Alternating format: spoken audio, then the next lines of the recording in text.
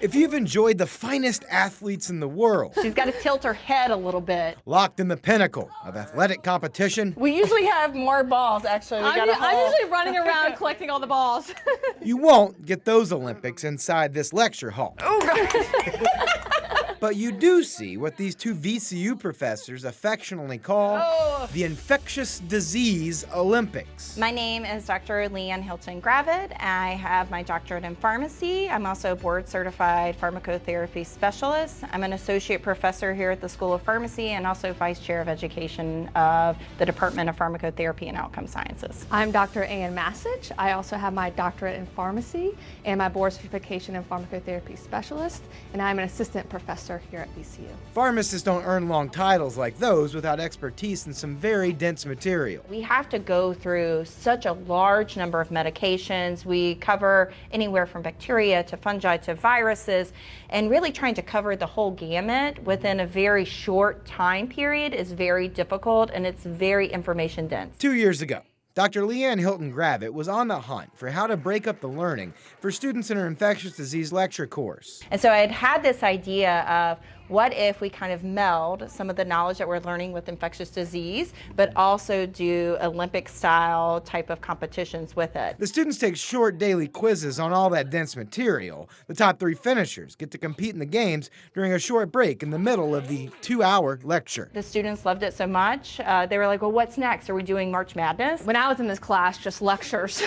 Dr. Ann Massich was once a student in the class and now helps lead it. I mean, I was a collegiate athlete. I'm all about sports. The professors at all the big games, like boxing, They really got into this one. They Maybe did. they had some frustration they need to get out. the long jump, indoor sailing, We made a man-made lake, no water spillage, which was good. and of course, relays. So I have 2 scooters that are really made for children, but we put, young adults on these. The infectious disease games are so popular, they now happen every semester, and students are placed into teams. Anywhere in healthcare, you're going to be working together as a team. If you're wondering, of course, there's tests before the games hit the prime I time. have colleagues that, stumble upon us testing it out in the hallway. They're like, oh, what is going on here? Beyond all the fun, there's growing research that gamification in education helps students focus, retain material, and enjoy learning. We're getting them out of their seat, getting them distracted away from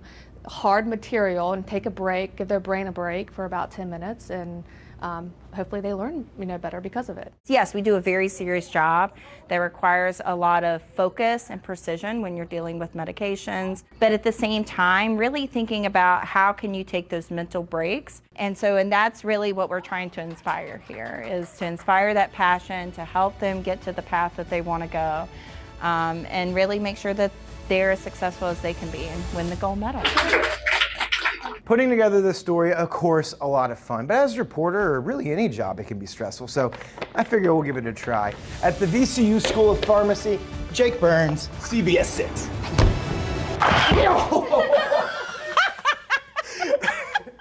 That's it. See you later.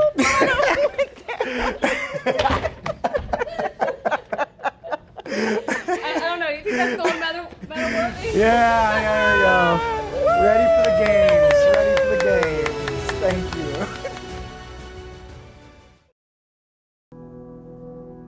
It's a conflicting landscape. Ponder for a moment the journey that used to take place right here. Taking a people and creating a product out of that people. Thousands of men, women, and children shackled and walking toward horror.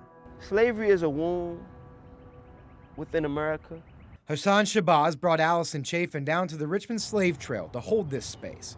They both work with prisoners, and Shabazz says the connections between slavery and mass incarceration are clear. There are a lot of people who are being affected by it, but don't really understand the connection to this and where we are today. It's critical for us to truly understand these parts of history to come and be here. So I just think it's very powerful. Richmond's Slave Trail stretches 3 miles, starting at the former Manchester Docks, now Ancaro's Landing. Since it was unveiled in 2011, the initial leg of the trail, leaving the docks on the south bank of the James, actually remained under private ownership. A lot of people thought, oh, it's public land and it can be something that we'll all enjoy and we'll have that forever. And unfortunately, the ownership was not the same that people thought it might be. That got lost in records. Norfolk Southern and previous rail companies dating back to the 1830s owned the property rights to this narrow strip of the trail stretching from Ankero's Landing to I-95, meaning the threat of development or sale of this space remains somewhat open-ended. Not that Norfolk Southern did, but in this instance, that threat and that risk does exist until it is in other hands. Parker Agelasto leads the Capital Region Land Conservancy, and they began talks 4 years ago to purchase this land. The property is now in a conservation easement, and later this year will be transferred to the city as a part of the James River Park system. But hopefully people will be able to come here and get a sense of the soul of people and the soul of the land and the stories that the land can tell. The protection will extend to the natural environment here too. I'd love to see it just completely turned into a very healthy riparian area, but then you know what the history has been of this site, the conflict, the threats. Consider that all of this area was completely cleared for port use generations ago. Now, invasive plants and vines line the trail, but native plants are coming back too, Agelasto says. And what you're seeing are some of the spring ephemerals that are in the seed bank coming up and showing all the life and vitality that a property like this can have even after such a challenging history. We are entangled and ensnared by many things. We have to really strive to be the ones that come along and remove those weeds, right? Remove those things that proceed to strangle us. Shabazz very much appreciates the natural symbolism along this now protected land, a symmetry he sees reflected in his own story, having served 23 years in prison.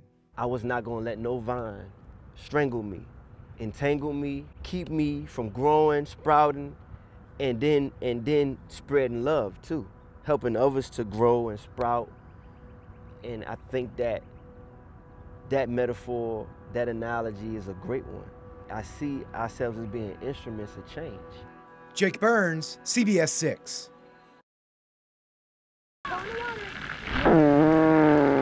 Apart from being an ace photographer, at only 2 years old, Huey also knows the coolest way to keep cool. He will stay out here all day. His mom, Erica Reed, knows how to prep for days at the splash pad. All we gotta do is get some snacks, get some drinks, get some ice, and we are good to go. It's a safe bet you'll find Huey and Erica at the Dory Park splash pad this weekend with close to triple-digit temps in the forecast. I'll make sure I freeze his water bottles ahead of time, and then I make sure I have plenty of ice in my bag that's over there. Just making sure we stay hydrated. And this is really a time where we need all people in Central Virginia to take steps to prepare. Jonathan McNamara with the American Red Cross says you need to consider the 3 S's on weekends like this. Slow down if you have to be outside, stay hydrated and keep drinking water, and stay informed about signs of heat-related illness. These heat waves are lasting longer than they ever have before. They're starting earlier. So we understand that people need to continue to exercise. They need to continue to work out in the community. And that's why having these types of conversations, reminding people that there are some simple steps that you can take to stay healthy, really is a way that we can all help each other stay safe and avoid the downsides of these types of heat waves. So probably one of the bigger problems is people not understanding what is actually going on with their bodies. Harold Mayfield with the Richmond Ambulance Authority says don't brush off small headaches or heavy sweating. That leads to real health concerns. But all of a sudden, if you start feeling, hard to come up with something in thought or harder to even do like little tiny tasks that are normally very easy, that's a sign that you're in a bad way and need to get out of the heat as quickly as possible. Staying out of the heat and pre-gaming hydration helps prevent problems. But Mayfield says if you are out in the heat, as soon as you feel off, call 911. We'd much rather come there and just get you in a cool environment, cool you down for a second, and then you be able to go about your merry way, than me coming to you and you're unconscious laying there and I have to, we're really working hard just to keep you alive. Back at the splash pad. Ways to have free fun. Erica and Huey will be stocked up with their tent for shade. With the water park, 'cause it's hot. So they hope the young and the young at heart come out to keep cool with them this weekend. But to see him just to be so open, so free, being able to run around and be in a safe place, it's awesome. It's awesome. And once again, I can't stress the free part enough.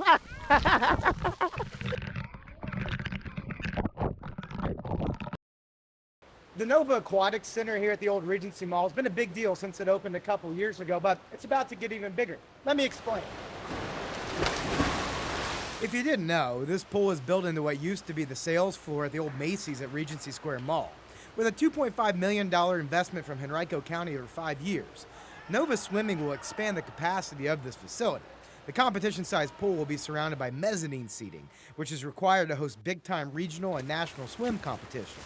But I'm not the one who knows why this is such a big deal. Let's hear from them. If you'll take a look around, you'll see this space has a second level behind us. We're adding a mezzanine with over 1,000 seats for families and other spectators. Currently, the economic impact of Nova's facility is estimated around $2.8 million per year. By adding the mezzanine seating and attracting regional, statewide, and national meets, this impact is projected to explode to more than $20 million per year. It means that Nova will go from bringing 30,000 event attendees a year to our county to over 60,000 event attendees annually. It means that Henrico County will become a national swimming destination, and it means that $20 million worth of sports tourism dollars will be generated for our county right here at Regency. To be taught to swim can save a life. It can build confidence, it can inspire dreams. A lot of early mornings, a lot of 4 a.m. wake-ups. Crash Ackerley spent hours in this pool working towards his dreams. Yeah, it's really just perseverance and commitment to your goals even when those goals might not seem attainable. He'll leave to compete in the U.S. Olympic trials in a few days and sees the expansion as a figurative starting block for other young swimmers. When I was little, I used to go to the collegiate pool and watch some of the real big meets that came down there. And watching the big swimmers come down to those meets and swim really fast, that was really inspiring for me. And I think that having Nova become a large venue to host these larger meets where these pros can come down and swim really fast, I think that could be really inspiring for a younger generation. Thanks, man. So this place will be done and opened up, they say, by September of 2025. And Henrico, Jake Burns, CBS 6. So you guys were literally right there whenever this thing hit. Yes. Yep, we were right inside the bathtub. If riding out a tornado isn't frightening enough, Heather Wise says her 12-week-old daughter was with her. Panic set in as the tornado approached her dad's home. My dad said, "Here comes the wind," and that's when it just was like that one big swoosh all at one time. And right when he said that, I just put her in the car seat as fast as I could, and I took a pillow and leaned it over the car seat with myself over top of that. And like I said, my mom was leaning on me. The house off Azalea Lane likely took a direct hit from an EF1 tornado with the baby, 4 adults, and 2 dogs inside. It felt like it happened all at one time and so slow. And for me, it was just so loud. You see all the damage, but it's like you didn't really hear any of it. It was just like whoosh. And then it was over, just like that. The power of this storm is pretty incredible to see. This is an industrial grade refrigerator, we're told, and it was sitting over by the shed when the storm blew through. And take a look here in the wood line. You can see the insulation from the home is strewn throughout these trees. And if you look up in the top of the wood line, you can see what appears to be a piece of the house way up over there. The official survey found the tornado's path was 100 yards wide and traveled 5 miles from here at the Northumberland-Richmond County line to near Lottsburg. The twister was on the ground doing damage like this for 6 minutes. And I heard radio traffic from the first responders.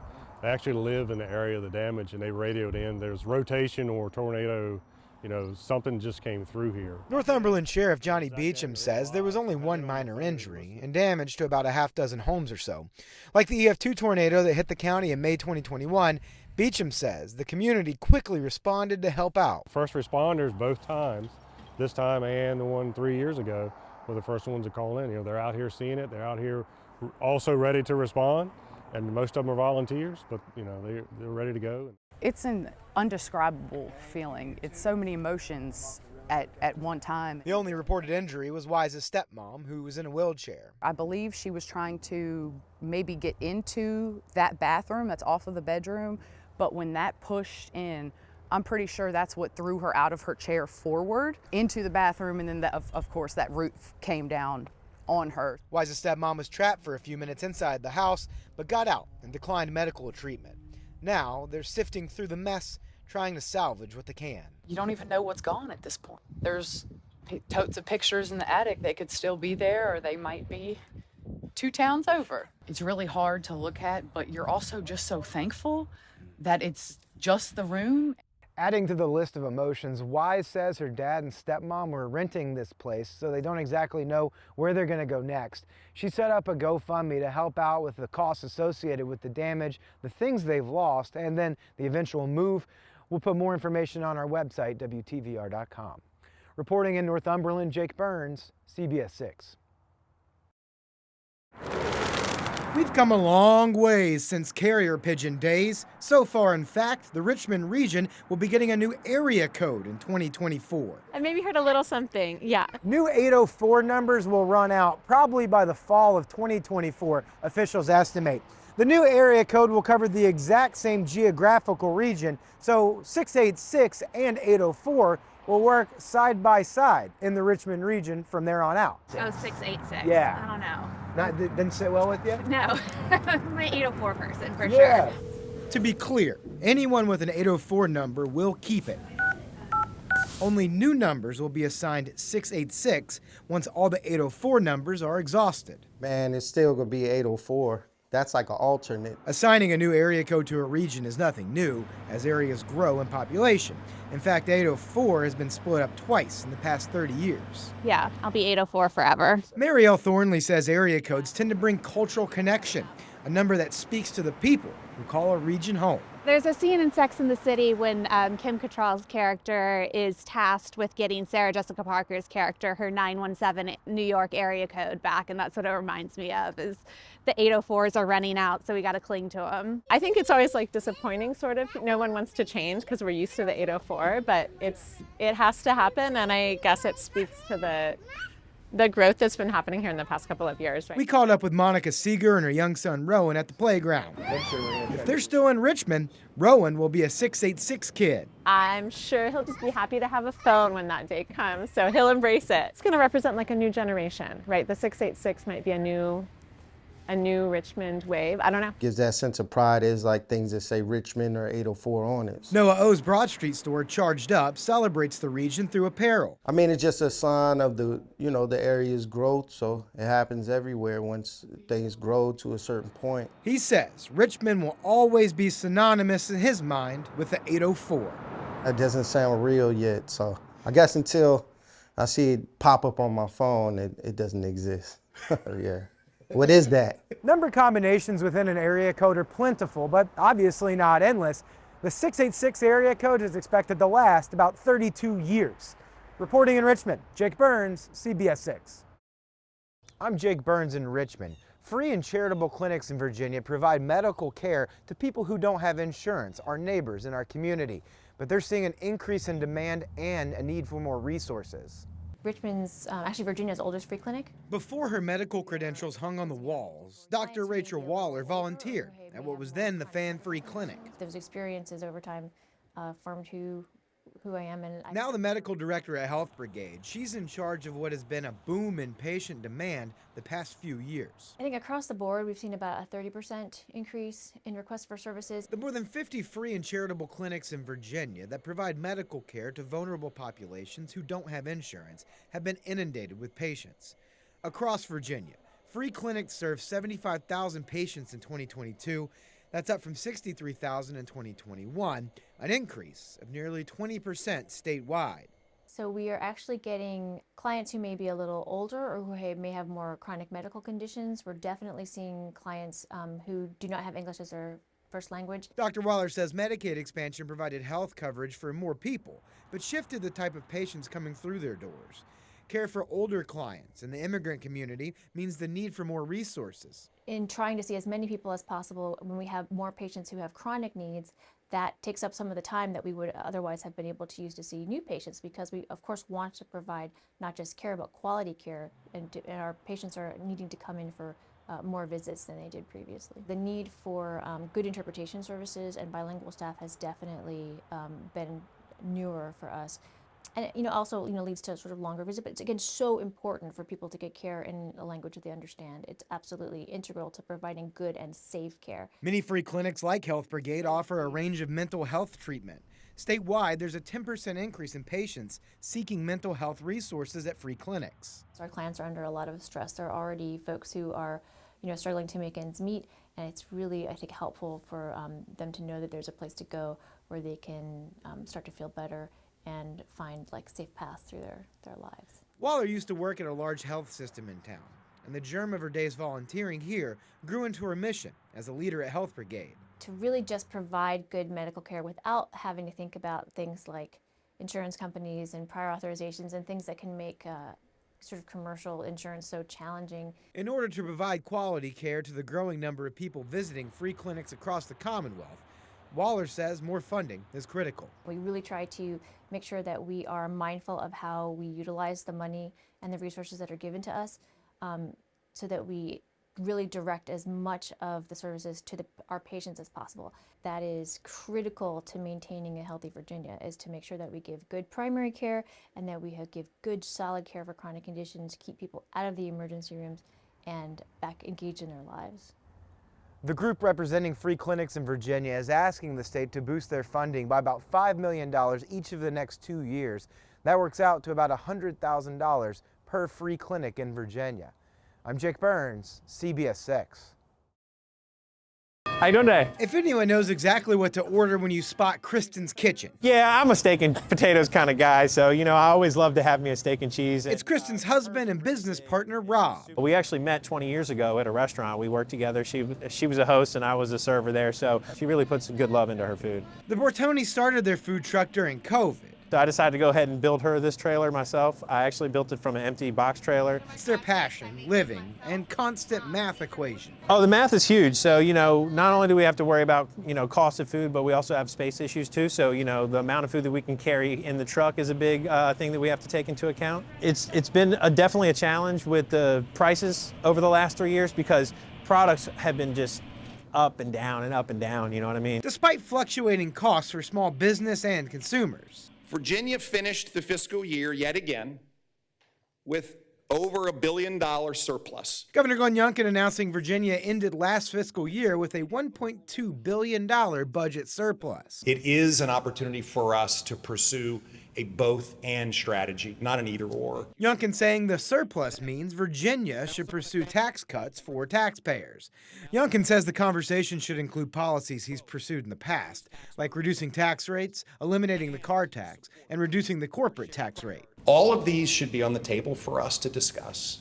All of these should be opportunities for us to reduce tax burdens on Virginians. And we'll go through a process over the next few months to put together a formal proposal. Some of those proposals are non-starters for Democrats. Senate Democrats saying in a statement tax cuts should be off the table, with Virginia's history of underfunding public education and safety net programs. The Virginia economy is strong. House Appropriations Chair Luke Torian saying since tax policy changes can't be made until the 2025 General Assembly session, it's too early to discuss specifics. And I think we just have to wait to see what all is going to come out in regards to any recommendations that we may have that would impact any decisions that will be made in the 2025 session.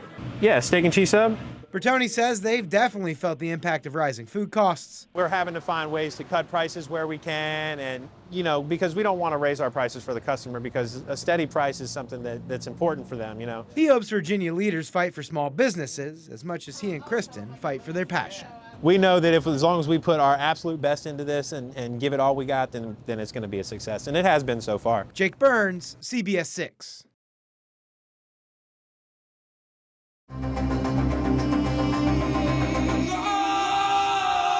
Fingers crossed, the morning is clear. If you know, you know, the day's almost here. With each passing hour, the race draws near. Closer and closer to your post-race beer. You gotta soak in all the cheer. Monument 10K, 25 years. Day before the 10K. Day before the 10K. The signs are up, so move your cars. Runners need the space to go real far. Down and back feels like a lot. Make sure you take it easy out the block. You gotta soak in all the cheer. Monument 10K, 25 years. Day before the 10K. Day before the 10K. Tonight's the night, inhale all the carbs, put your head to bed and avoid the bars. Lay out your fit just to show them much more. Richmond big blocks, parties what in store. You gotta soak in all the cheers. Monument 10K, 25 years. Day before the 10K.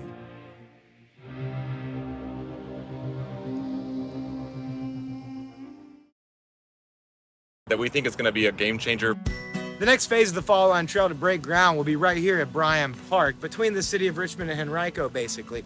But the project recently got a big infusion of money, $7.5 million from the State Trails Office. That was formed a couple of years ago, and it's the first time a Richmond area project is getting funding from that source. The Fall Line, as designed, will be one of the most highly prioritized trails in Virginia because of how impactful it will be. And Delegate Coiner and Senator Van Valkenburg understood that and took it to the Appropriations Committee to get some funding. It'll connect 340,000 people to 150,000 jobs. More than 60% of people would bike more if they had access to safe infrastructure. And the reason that they don't bike now is because they don't feel safe in traffic. The Fall Line is going to be like the 95 of bike and pedestrian infrastructure. And it is going to be an open door to this kind of lifestyle that most people feel like they have not had open before.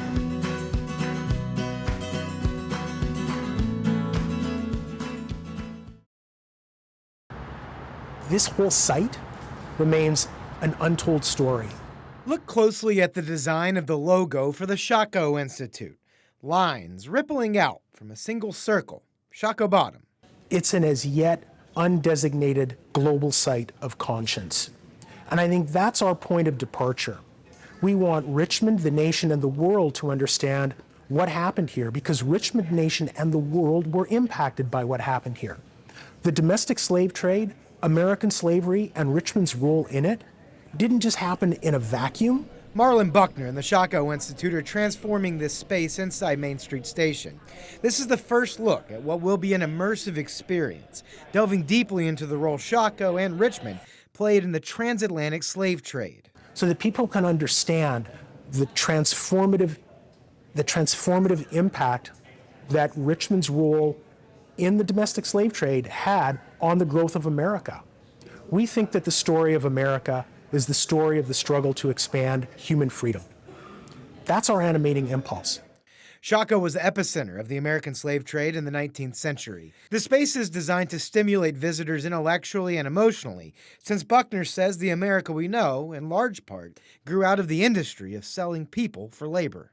That balance has proven to be very, very interesting as we grapple with incredibly difficult content. I mean, the sheer brutality of what happened here is overwhelming. And if we can get people to understand the totality of our history and speak about it candidly, say the things that happened, describe them truthfully, but do so in a way that doesn't weaponize the history, but also doesn't gloss it over, we'll be in a much, much better position to have truly informed conversations about what our future should look like. The Institute will serve as a gateway to the planned Shockoe Memorial Park, dedicating several acres of Shockoe Bottom to the hundreds of thousands of enslaved Africans bought and sold here. The time for thinking is over, and the time for talking is done.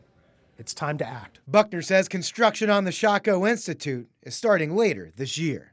That's why we talk about the enduring impact of American slavery on our shared American experience. This is about all of us. This is about all of us. And it happened first here in Shockoe.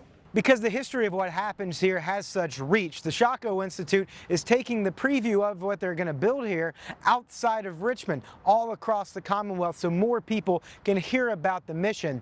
Construction is set to begin in October of this year, and they project that it will be open by the fall of 2025. Reporting in Shockoe Bottom, Jake Burns, CBS 6. You have entered the simulation. A battle of cyber might. Everyone has a role in the event of a significant attack on the grid. This is a look inside Dominion Energy's Cyber Fortress exercise. Their cyber team, working alongside experts from the Department of Defense, intelligence community, and law enforcement, to simulate real-world cyber attacks against the power grid. Which is why our focus is on nation-state actors and sophisticated criminal malign actors that have the very latest technology to use in a very bad way to cause harm. There's a red team which launches the attacks and the blue team who works to stop them in real time. We're not talking hackers in their mom's basement. The attacks that our red team are launching replicate the exact same tradecraft that hostile nation states and malign actors across the globe are using against critical infrastructure. A cyber attack on the power grid has the potential to upend daily life for so many. Dominion's territories, particularly here in Virginia, is a no-fail territory. It's absolutely essential that not just Dominion Energy is as hard a target as we can possibly make it, that our security practices are constantly evolving, but that we are partnered with stakeholders in that fight to keep bad actors out of our networks here in the United States. They say cyber is a team sport, but sometimes you can be on the same team and people have different rules on that team. Colonel Jamel Neville is the commanding officer of the Marine Corps Cyber Warfare Group. The scope, scale, and sophistication of our adversaries has definitely increased and advanced. The colonel's team is part of the exercise, and his family is from Richmond. This work, he says, allows them to respond to cyber threats with speed and agility. We want to be able to protect the aunt at home on the couch, my mom and dad, from those threats that want to disrupt our way of life. Is critically important, especially with today's threat picture that we see in Virginia. Terry Cole is Virginia's Public Safety and Homeland Security Secretary. He says, don't discount the timing of the Cyber Fortress, with Cybersecurity Awareness Month starting next week. Maybe do a little reading about what cybersecurity means and cyber hygiene means, and really invest a little money to protect yourself as well. Be rest assured that the Commonwealth employees, the employees of our U.S. military, and our partners like Dominion are doing all we can to protect not only our customers, but the critical infrastructure that we're blessed to have in the Commonwealth. Jake Burns, CBS 6 News.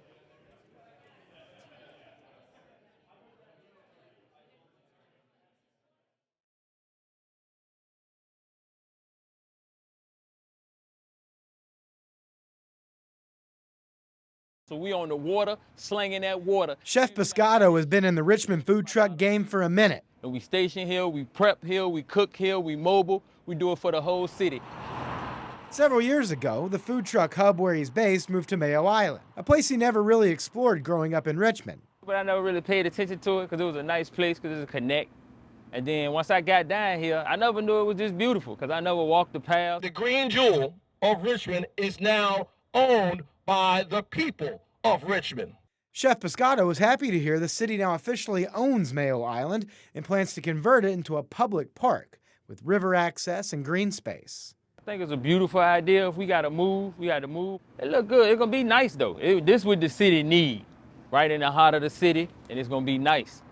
Kids, family, picnic, kayaks, and everything. The island has been privately owned for decades, and the city's purchase of $15 million is covered in part with $9 million from state grant funding. There's no timeline set for the park to open, but these images give you an idea for the vision. But what's really special about Richmond is our central park is a river.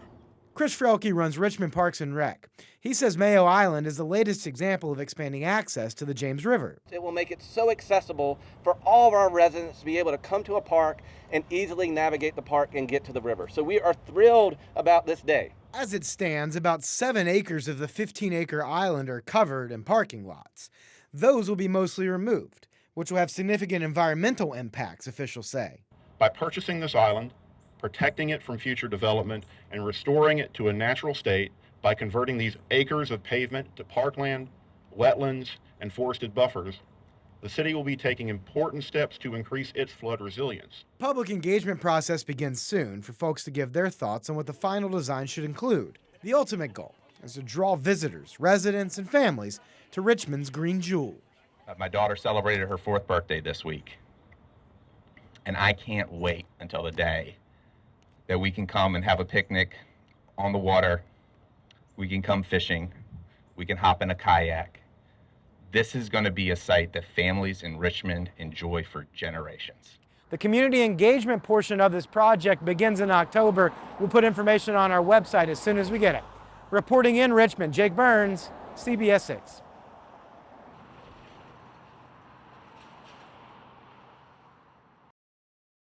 Okay, it's no problem here in Hopewell. It's a beautiful place to live. Mr. Weish has lived in Hopewell, I've been living in Hopewell all my life. so he knows well on hot sunny days finding shade can be a challenge. We need them around here because we need more shade. Hopewell is starting the process of growing the tree canopy in the city, thanks to a grant from the USDA and the Virginia Department of Forestry. I could speak a lot for the city. It would be beautiful. Tree canopy is something that affects all of us. Kelly Davis is Hopewell's senior city planner. Hopewell's history as a city for industry, she says, meant tree coverage was originally an afterthought. As a legacy industrial city, much of the city of Hopewell developed prior to modern day development standards and environmental regulations. So a project like this will help us identify priority planting areas. Trees help spur economic activity for retail and have a lot of different health benefits for citizens. Studies have shown what anyone who's been outside playing as a kid knows really, really well. When there's a lot of tree cover around and thus plenty of shade, it is absolutely cooler. And that's really important for the health of a community. There's data that bears that out. The Green Infrastructure Center actually studied this. The shade can be 7 to 14 degrees cooler than when you're out here in the sun. If you're outside and you're playing, would you rather be playing in 100-degree weather or around like 85? Kendall Topping is an urban forester with the Green Infrastructure Center who is working with Hopewell to examine the city's needs. First, we're going to be looking at the tree canopy map and then equity maps such as income, heat surface area. We even do a stormwater analysis just to say what areas are really in need. Topping says historically, underserved communities have a much smaller tree canopy, making those areas hotter with diminished air quality. We don't want to just keep the clean air over here, right? We want to expand it to everyone. So not only can they understand why trees are so important, but also benefit from them as well. Hopewell and GIC's partnership through the grant is for the next 2 years, a time when planning turns into actual planting. So long term, that's what we're looking at. Healthier river, healthier stormwater, cooler areas, and most important, just a happier, prouder community. The initial planning phase will take about 9 months or so. Then early next year, there's going to be community meetings. So people who live in Hopewell will have a say in which areas they want to have prioritized when it comes to growing the tree canopy in the city. Reporting in Hopewell, Jake Burns, CBS 6. Plenty of reasons to be on Interstate 64 ahead of the holiday. We are traveling down to Busch Gardens to meet up with my cousins for the day. Family time. So important to Megan Longo. My cousin isn't tall enough to ride the rides by herself yet, so I love being there for her. Quality hangs like that can't happen if you don't arrive safely. Longo is acutely aware of that fact. My fiance actually lost his leg in a motorcycle wreck, so he is definitely one of the main reasons I am extremely careful. It can just take a split second and someone can lose their leg or even their life. I'm very blessed that my fiance didn't lose his life over it, but God forbid it could have ended up completely different. State police say we're already in the middle of the busiest travel days of the holiday week. Roadways don't have to be dangerous if people pay attention and drive smart. They're so focused about getting from point A to point B. They're on their phones, they're distracted, and it's not worth it. It really isn't worth someone's life. Longo's story explains the stakes. Here are the stats. VSP says our last holiday, Memorial Day, was a deadly travel week. There were 38 fatalities statewide from Memorial Day and the days just after that. During the 4th of July weekend last year, there were 377 crashes and 7 fatalities statewide. And that's just for the area that Virginia State Police is responsible for.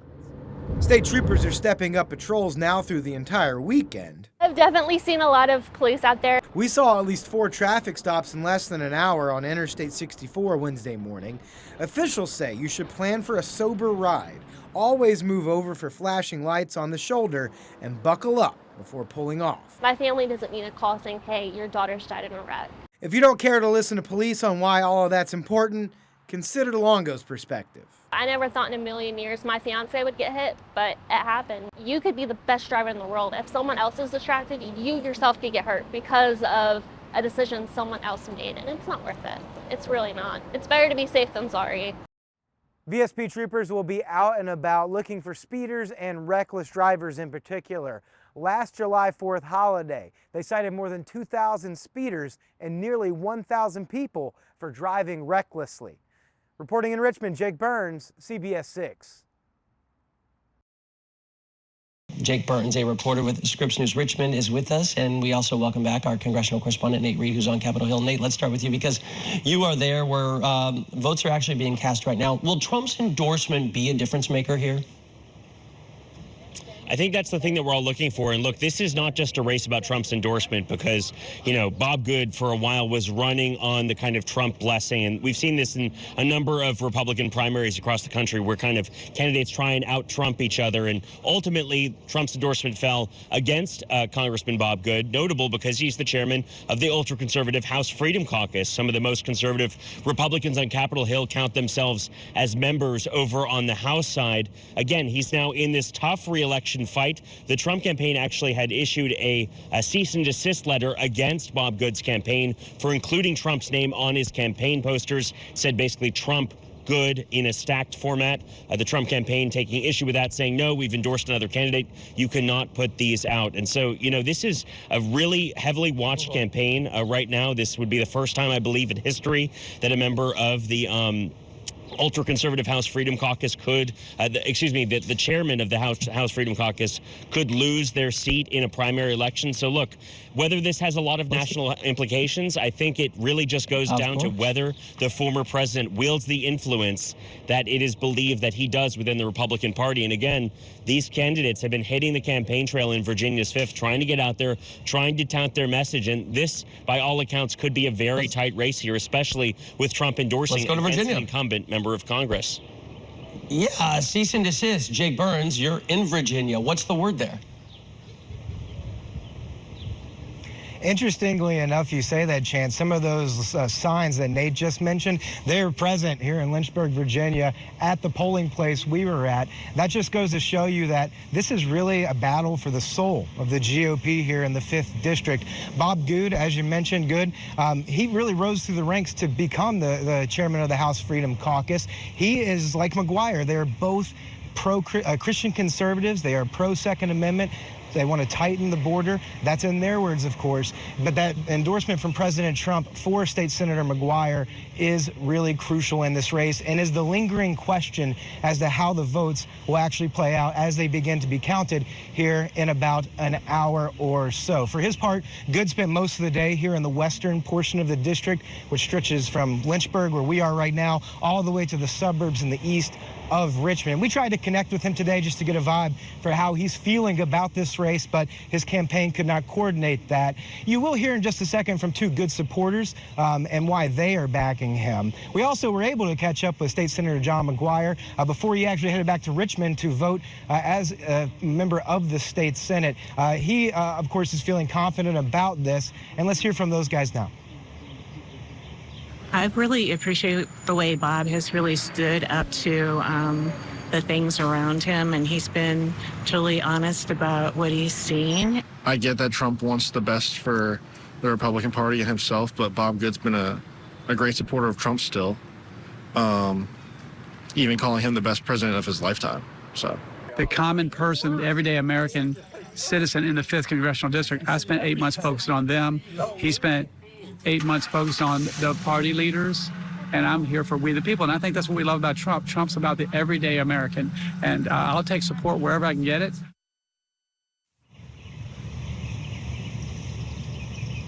Folks are out there.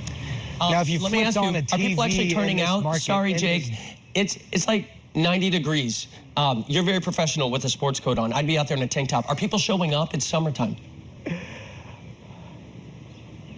Don't worry, Chance, I got short sleeves underneath the jacket, so that's important to distinction there. Yes, people are turning out. Actually, just a moment ago, I spoke to a man who was heading into this Lynchburg polling location. He said he broke his rotator cuff or tore it earlier in the day, but he still wanted to come out and vote. Now, turnout is obviously going to be key in a primary. It's very interesting that this race actually used to be decided by a convention, this nominating process. This will be the first time in a long time that there's been an actual voting primary for this Republican 5th District nomination. And so that will be the determination about how many supporters, their supporters, Good and McGuire, can get out. Well, let's see how much the Trump endorsement matters. Jake Burns reporting from Lynchburg, Virginia, and Nate Reed on the Hill. Good to see you guys. Thank you. For the audience leaving us now, your local programming is next. So joining us tonight from the McGuire Watch Party in Lynchburg is Scripps News Richmond's Jake Burns. Jake, why did a conservative like Bob Good wind up facing a challenge in his own party from a Trump-backed candidate, no less? Lauren, that is the whole question with this race, with this primary race here. Good made a couple missteps potentially politically, according to political observers here in Virginia. Back during the presidential primary, he actually endorsed Ron DeSantis, Florida's governor, for the Republican nomination. But whenever DeSantis dropped out shortly after the Iowa caucuses, Good almost immediately said he was switching his endorsement to Trump. Too little, too late in the views of the Trump campaign. And John McGuire, a state senator from around the Goochland area here, not far from Richmond here in Virginia, took advantage of that. He was already going to be potentially running, he thought, and he saw an opportunity here to really go with Trump and latch on to Trump. President Trump has run campaign ads here in the Richmond and Virginia markets, basically saying that Bob Good backstabbed him and that Bob Good was bad for Virginia. Meanwhile, the Good campaign says McGuire is an opportunist, and that's all he's about. Well, what are you hearing from voters about the election? Because, of course, it comes down to what they are thinking. You know, it's tough to say, right? Because this is a summertime election, so people might be more or less thinking about their trip to the pool than they are presidential politics or congressional politics at this time. But from the voters we spoke with, they were energized because of all the attention this race is getting. More than $10 million poured into attack ads in this campaign here. For their part, supporters of Good say that he has done a good job. They like what he did in Congress. McGuire, we spoke to him earlier today. He's optimistic that the Trump backing will be a big part of that. Let's listen to some voices that we gathered on this earlier today, starting with those Good supporters and then McGuire himself. I really appreciate the way Bob has really stood up to the things around him, and he's been totally honest about what he's seen. I get that Trump wants the best for the Republican Party and himself, but Bob Good's been a great supporter of Trump still, even calling him the best president of his lifetime. So The common person, everyday American citizen in the 5th Congressional District, I spent 8 months focused on them.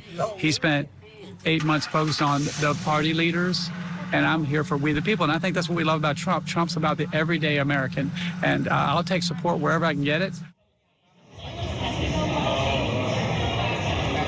So we'll see exactly what the voters here in the 5th Congressional District in Virginia decide about this. Looking at the polls right now, they are closed. It's a tight race. McGuire has a pretty decent lead right now, but there's a lot of vote left to count, and I'm sure we'll be tracking that throughout the evening. A just fascinating race because it kind of speaks to the soul of the Republican Party here in the 5th District of Virginia.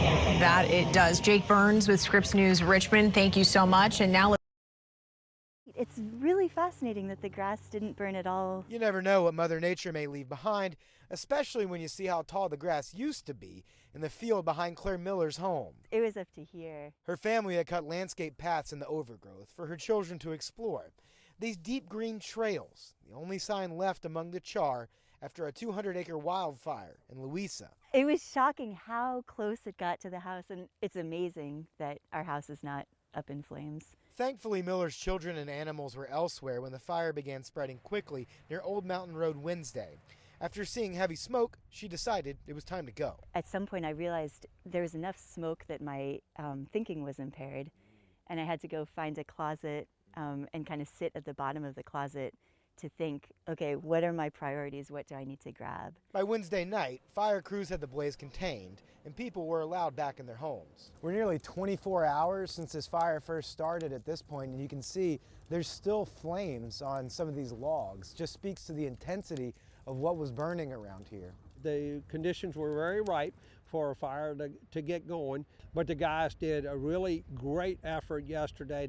They protected many homes, and they were able to get the fire lines in place with limited resources because of the number of fires that were throughout the whole region yesterday. This Louisa fire was large, but wasn't even the biggest one in Virginia on Wednesday, only highlighting the importance of heeding red flag fire warnings and following Virginia's burn ban in effect through April. It comes right up here, right next to the house. Jim evacuated too and shared his clever take on how the fire played out. What I've said is, yeah, we dealt with this real skillfully Lucky, skillfully. I'm so happy I can laugh at it. At this point, we know several workshops like these buildings were destroyed.